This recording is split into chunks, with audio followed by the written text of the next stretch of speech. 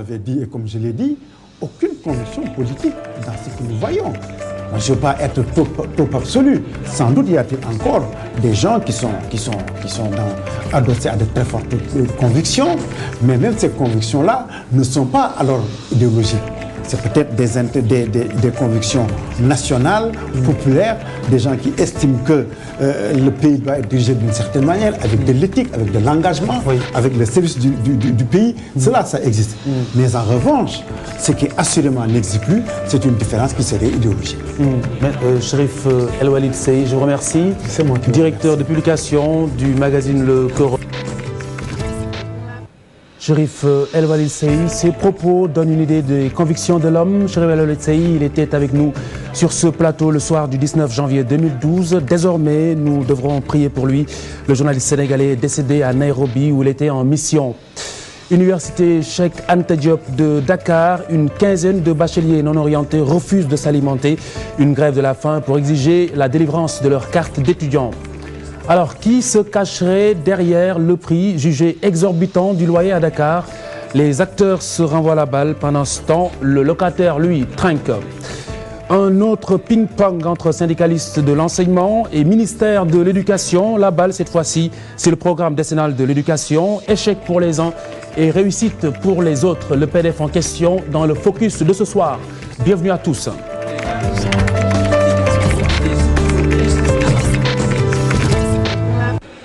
Mesdames, Messieurs, bonsoir. Tout de suite, le point sur l'actualité avec Mame Fatou Ndoye. Mame Fatou Ndoye, page noire pour démarrer. Le journaliste Cherif El Walid Sey, décédé la plume à la main.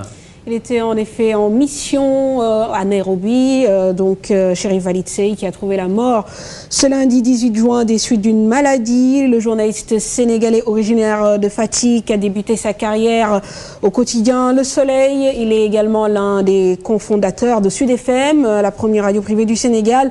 Et puis en 2000, il était appelé aux côtés du président Abdoulaye Wade au titre de conseiller spécial chargé de la communication du chef de l'État. Il a également été rédacteur en chef fondateur du premier journal financier panafricain, Les Afriques. Et par ma voix, le groupe Futur Média présente ses condoléances à sa famille et ses proches. La suite, Mame Fatou Ndoye, c'est avec le sous-secteur de l'enseignement technique, avec un problème de moyens notamment. Tout à fait, c'est le constat fait par le ministre de la Jeunesse, de la Formation professionnelle et de l'Emploi qui réclame plus de moyens. Aliko Ndiaye assure également que les examens vont se dérouler à date échue malgré les perturbations connues par l'année scolaire. Aliko Ndiaye qui s'exprimait en marge de la revue annuelle du programme décennal de l'éducation et de la formation. Il est ici au micro de Cherif Dia et Diafaraba. On a une catégorie de jeunes Sénégalais qui sont dans l'informel et qui ont besoin d'être apprêtés. Et quand on revoit les conclusions du nouveau cadrage du PDF, on a pris en compte l'aspect qu'on appelle l'apprentissage rénové. Cela signifie que le nombre de Sénégalais qui bénéficieront maintenant de ce qu'on appelle le nouveau cadrage de l'éducation n'exclura personne, aussi bien ceux qui sont dans le secteur classique que ceux qui sont dans l'informel. Donc il est heureux, j'ai dit, que notre ministère soit interpellé et pris en compte. Ce sera toujours au bénéfice de l'ensemble des Sénégalais. Comparativement aux établissements de l'enseignement général, nous sommes quand même dans les délais et le décalage que nous avons opéré permettront, n'est-ce pas, de faire ces examens sans trop de problèmes. En fait, cette grève de la faim de bacheliers non orientés à l'UCAD. Tout à fait, près de 15 bacheliers qui dénoncent le refus des responsables de la faculté des lettres et sciences humaines de leur octroyer leur carte d'étudiant. Ramatoulaye Sow fait partie de ces étudiants. Elle est ici au micro d'Aminata Mbaré Sow et Diafaraba. Orienté deux fois, c'était une double orientation. La première, c'était à la faculté des sciences juridiques et politiques. La deuxième, c'était à la faculté des lettres. Maintenant, nous sommes partis à la faculté des sciences juridiques pour s'inscrire. Jusqu'à un certain temps, une seconde liste, des listes sont sorties à la faculté des lettres. Maintenant, à la faculté de droit, c'était une formation à distance. Maintenant, nous sommes revenus à la faculté des sciences juridiques pour demander est-ce qu'il y a une possibilité d'annulation. Ils ont dit que oui, il y a une possibilité d'annulation. Nous sommes retournés à la faculté des sciences juridiques pour dire que maintenant, on va écraser nos noms on va écraser nos noms pour venir s'inscrire à la faculté des lettres. Ils ont rejeté nos dossiers, soit disant que nous ne sommes pas ici, nous sommes à la faculté des sciences juridiques. Procéder à une grève de la faim, nous sommes prêts même à mourir. Annonce de l'ouverture de négociations entre syndicalistes de l'enseignement et la tutelle Mame Fatou Ndoye pour la semaine prochaine. Dès la semaine prochaine, rencontre précédée par un conseil interministériel prévu vendredi. Le ministre de l'Éducation nationale qui invite d'ailleurs les enseignants à arrêter la polémique, notamment les syndicalistes. Ibrahima Sall qui s'exprimait lui aussi en marge de cette revue annuelle sur le PDF au micro de Chérif Dia et Diafaraba. Pas là pour parler des problèmes syndicaux. Nous parlons de problèmes globaux. Chaque syndicat a le droit de donner une opinion sur l'éducation nationale et nous respectons l'opinion de tout le monde. Mais en tout cas, le gouvernement va déjà, et je vous l'annonce, tenir plutôt un conseil interministériel dès la fin de cette semaine. Ce conseil ministériel a été convoqué pour discuter avec l'ensemble des membres du gouvernement et les syndicats de la plateforme sur laquelle on va se mettre pour ouvrir dès la semaine prochaine les négociations avec les syndicats, positives soit. Mais n'oublions pas qu'il y a près de 50 syndicats et que dans ces syndicats, chacun dit son opinion, nous respectons les opinions de tout le monde, mais nous pensons que ce n'est pas le moment de polémiquer et que c'est le moment de se mettre autour d'une table pour défendre nos enfants, pour défendre notre école. Ibrahima Sall, ministre de l'Éducation nationale, et puis bientôt une loi rectificative des finances pour résorber le déficit budgétaire de l'année en cours, tenant compte bien sûr des nouvelles priorités, c'est du moins l'annonce faite par le ministre de l'Économie et des Finances qui visitait ce matin la direction de la comptabilité publique et du Trésor, Amadou Kane, au micro de Dissa Prera et Madani Marega. Le ministre a la finance rectificative pour l'année 2012 et nous allons nous atteler à la confection de la loi des finances pour 2013 en tenant compte des nouvelles priorités du gouvernement. Mame Fatou Ndoye, cap sur l'UCAD de l'université Cheikh Anta Diop de Dakar, examen du premier semestre. Les étudiants de la faculté des sciences juridiques et économiques et politiques, ont rendu leur copie aujourd'hui. Les épreuves sont jugées abordables, plutôt accessibles, surtout avec le peu de temps dont ils ont disposé, et ce à cause de la série de grèves des professeurs cette année. Amina Sow Diafaraba. Faculté des sciences juridiques et politiques. L'heure est au test de connaissances. Ces étudiants en première année de droit se penchent sur l'épreuve d'histoire des institutions publiques. Cette matière ouvre le calendrier des examens de premier semestre dans cette faculté. On peut dire qu'on a fait tous les cours nécessaires puisque les grèves ne nous ont pas empêché de finir les programmes qu'on devait faire pour le premier semestre. Donc je ne pense pas que ça va peser très lourd. Les sujets ont été abordables, mais j'aurais bien aimé qu'on nous donne une dissertation. Après 4 heures de réflexion, certains affichent la confiance, d'autres par contre se soucient du calendrier des examens. On aurait préféré qu'on pousse les examens un peu jusqu'au mois de juillet ou septembre peut-être. L'université Cheikh Anta Diop ne donne pas les outils nécessaires, même si l'année est normale. À plus forte raison cette année qui est tellement perturbée par les grèves, par la situation politique de notre pays. Les étudiants en première année de droit composent 8 matières pendant 2 semaines. Leurs aînés de la deuxième année prendront la relève mercredi prochain. En attendant, les étudiants se consacrent aux révisions. Comment payer son loyer moins cher à Dakar? Eh bien, déménager n'est pas forcément la bonne solution. On aurait dit d'ailleurs que les propriétaires se sont donné le mot avec la complicité des agences immobilières. C'est la lecture du locataire, mais ses interlocuteurs, eux, se renvoient la balle. Ibrahim Kane et Ababakar Kamara. Dans cette localité communément appelée Ouest Foire, la prolifération des immeubles reste l'aspect le plus visible. Un état de fait qui devrait en principe profiter aux locataires, mais aucune amélioration n'est notée à leur avis. La location à Dakar, c'est trop cher. C'est trop cher, ça c'est le mot d'ordre, c'est trop cher. Partout où tu pars à Dakar, c'est cher. C'est ça qu'on te dit ici à Dakar, quoi. Son location, On est trop fatigué. La location coûte excessivement cher à Dakar. On parle d'eau, d'électricité et j'en passe. Mais c'est la location qui reste le problème majeur des Sénégalais. Et si tu ne payes pas à la fin du mois, tu risques d'être chassé des lieux. Le constat est le même. Le prix du loyer plombe sérieusement le bien-être des populations. Pour certains, les agences immobilières, mais aussi le courtage, sont en partie responsables de la surenchère notée au niveau de la fixation des prix. C'est les propriétaires qui fixent leurs prix. Ce n'est pas nous qui fixons nos prix aux propriétaires. Non, non. C'est une prestation de service, c'est très normal. Mais notre métier là, ça existe partout dans le monde. Pour les bailleurs, comprenez les propriétaires d'immeubles, les prix sont raisonnables. Les clients ne savent pas de quoi ils parlent. Ils devraient plutôt demander au gouvernement de diminuer le prix du foncier. Tu t'imagines un terrain de 45 millions, voire 50 millions, si tu l'achètes et investis des centaines de millions de francs CFA et vouloir le louer à 200 000 ou 250 000, tu subiras des pertes. Raisonnable ou pas, quoi qu'il en soit, clients et propriétaires se renvoient la balle. Aujourd'hui, pour trouver solution à ce problème, un appel est lancé à l'endroit des futurs députés pour une réduction drastique du loyer au Sénégal. Merci. À présent, le sud du pays, avec environ 800 personnes victimes des mines antipersonnelles en Casamance. L'absence d'une cartographie claire ne facilite guère les opérations de déminage en cours. Pour l'heure, en tout cas, la liste des victimes s'allonge. Elles ont toutes les stigmates du moment dramatique, mais toutes ne se souviennent pas forcément de ces moments. Regardez ce reportage de Hamza Diallo et Fatima Ba.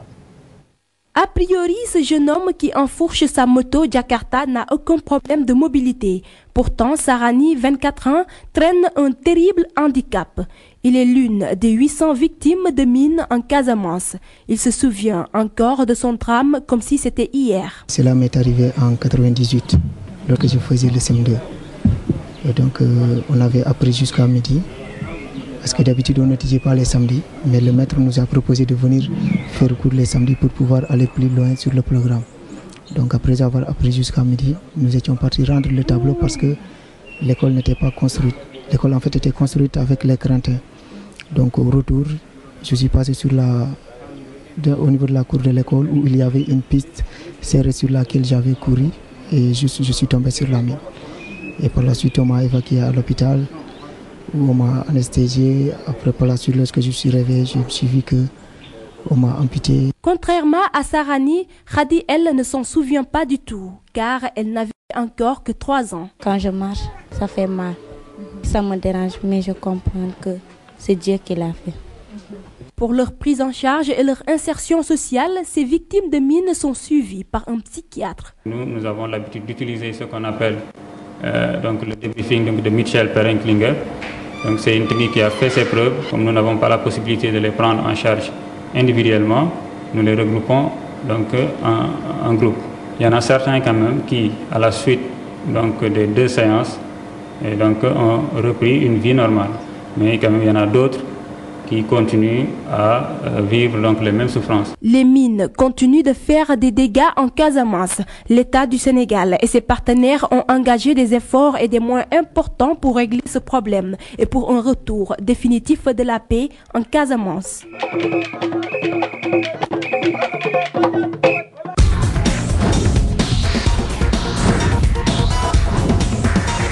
À présent, la page des sports avec Manfred Ndoye. Bonsoir. Alors, on va commencer par une bonne nouvelle pour l'athlétisme et surtout le sport sénégalais qui va augmenter sa délégation pour Londres 2012. Ce dimanche, Amy Sène, lanceuse de marteau, terminé 3e des championnats de France avec un jet de 69,10 m. Profitant de l'occasion, Amy Sène a réalisé les minima B pour les Jeux Olympiques et puis d'une pierre 3 coups puisque Amy Sène a battu en même temps le record d'Afrique détenu jusqu'ici par une Égyptienne, Marwa Hussein, qui était restée à un jet de 68,48 m.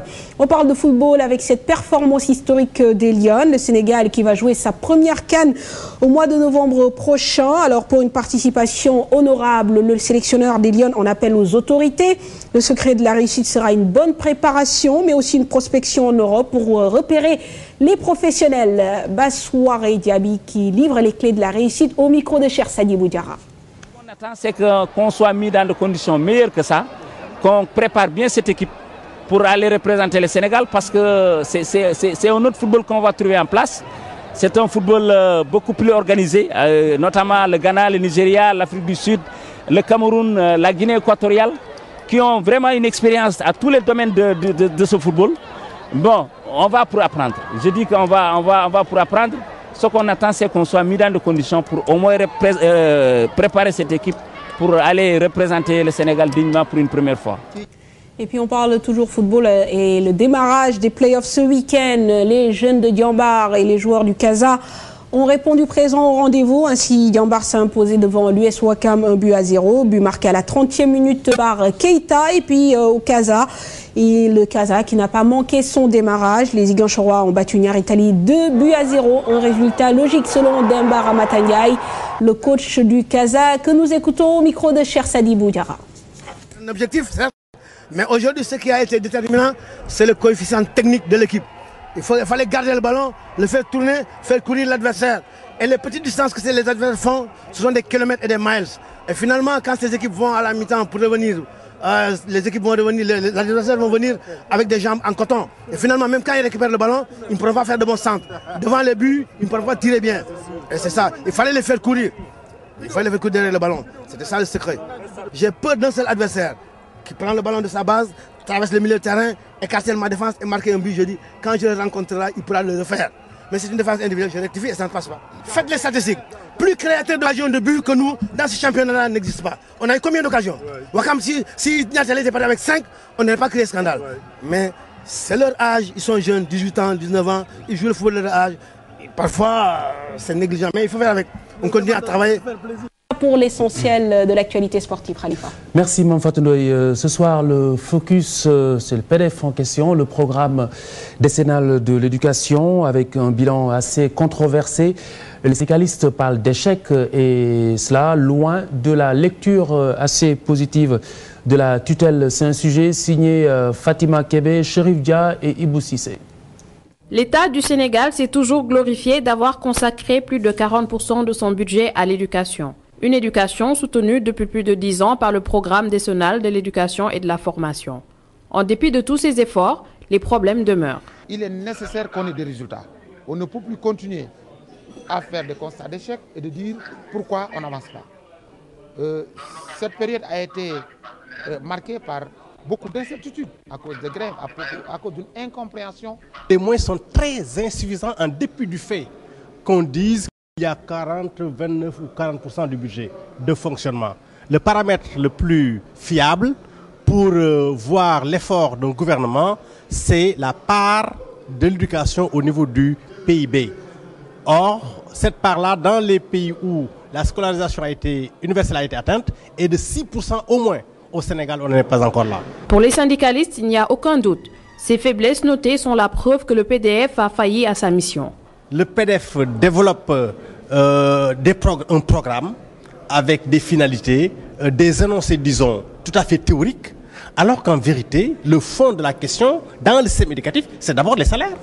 Or, le PDF n'a aucune prise sur les salaires. Les dirigeants du PDF auront beau faire, évidemment, ils risquent d'échouer simplement parce que les leviers essentiels qui doivent justement permettre au système de bien fonctionner, ils n'ont aucune prise sur ces leviers-là. Le ministre de l'Éducation nationale ne veut pas entendre parler d'échec du PDF, même s'il reconnaît des faiblesses. Parce que nous avons dit des résultats positifs. Mais quand on fait un bilan, il faut plus s'appesantir sur les échecs. Mais nous savons que l'école sénégalaise, depuis 10 ans, a connu des avancées formidables. Et nous avançons allègrement vers les objectifs du millénaire. Mais il est important de faire un effort. Il faut dire que si on avait fait de l'école une véritable priorité, on n'aurait pas, dans ce pays-là, mis autant d'argent dans des activités totalement inutiles. Par exemple, l'année dernière, au moment où on peinait à payer les vacataires et les contractuels, on mettait des milliards dans le FESMAN. Pendant 2 jours, les acteurs de l'école sénégalaise vont tirer le bilan du PDF à l'occasion de sa 11e revue annuelle. Il y a certes des acquis, mais beaucoup reste à faire pour l'atteinte d'une éducation de qualité dans un climat social apaisé. Le directeur de la formation et de la communication du ministère de l'Éducation est avec nous ce soir. Abdoulaye Diatta, bonsoir. Bonsoir. Alors nous parlons du programme décennal de l'éducation ce soir et nous allons tout de même revenir sur le cœur de ce programme. Merci beaucoup. Mais permettez-moi d'abord de présenter mes condoléances à toute la rédaction, à l'ensemble de la famille de la presse sénégalaise, du décès survenu à Nairobi de votre confrère Chérif El Walid Seye. Et prier pour que la terre lui soit légère. Amen. Véritablement, vous apportez toute la compréhension, en tout cas du ministère de l'Éducation. Cela étant dit, effectivement, vous venez de me poser là une question qui mobilise aujourd'hui toute la communauté éducative du Sénégal. Que ce soit le gouvernement, les syndicats, les parents d'élèves, les partenaires techniques, les collectivités locales, les ONG, je veux dire, bref, l'ensemble en tout cas de la population sénégalaise est aujourd'hui braqué sur cet événement qui évalue les 10 années du PDF, j'allais dire 10 ans d'efforts collectifs pour un système éducatif performant.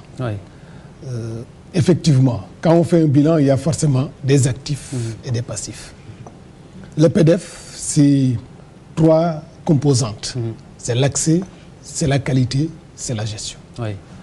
Du point de vue de l'accès, je pense que, qui est ce qu'on appelle la bataille des montagnes, le Sénégal a fait des pas extrêmement importants qui font qu'aujourd'hui, à travers le monde entier, je ne dis pas l'Afrique, mais à travers le monde entier, nous recevons effectivement des félicitations. Sur la qualité, il y a des pas qui ont été faits, mais il en reste d'autres parce que la qualité, comme disait l'autre, c'est la bataille des plaines. Je n'ai pas encore vu, en tout cas au monde, un pays qui a fini de gagner la bataille de la qualité. Et ensuite, il y a le volet gestion, qui aussi connaît beaucoup d'avancées, mais mérite d'être amélioré. Donc, nous sommes sur ces 3 axes. Le volet gestion qui implique l'argent. Et c'est peut-être pour cette raison-là, comme ils l'ont souligné dans le sujet, que justement c'est là où le bas blesse, justement à ce niveau-là. Oui, je veux dire, quand je parle de gestion, je ne parle pas que de l'argent. Je parle ça en fait partie aussi. Effectivement, il y a les ressources financières, il y a les ressources humaines, il y a les infrastructures. Donc, c'est l'ensemble des ressources mises à la disposition de l'éducation qu'on doit gérer, qu'on doit optimiser. Les enseignants qui nous parlent les syndicalistes enseignants qui nous parlent d'échecs, ils pointent notamment cet aspect financier en donnant par exemple l'exemple du FESMAN, tout cet argent investi dans cet événement pendant que l'école rame. Oui, je comprends parfaitement les préoccupations, mais je veux dire, si nous considérons 2000, le budget alloué à l'éducation était de 109 milliards. Aujourd'hui, en 2011, nous étions à 400 milliards. Donc je pense que en matière de financement, en matière de secteur prioritaire, je n'ai pas vu un secteur qui absorbe aujourd'hui au Sénégal plus de moyens que l'éducation. Donc vous ne serez pas aussi radical que les syndicalistes qui parlent d'échecs? Je ne peux pas, parce qu'aujourd'hui, quand je considère l'accès à l'élémentaire, nous sommes passés de 68% en termes de TBS à 94,5%. Un engagement que le Sénégal avait pris en 1990 à Jomsien, de dire nous allons atteindre l'éducation pour tous en 2015. Le Sénégal fait partie des rares pays africains qui aujourd'hui caressent ce rêve, qui est presque réalisé. La parité, elle était totalement inversée. C'est les garçons qui étaient les plus nombreux à l'école.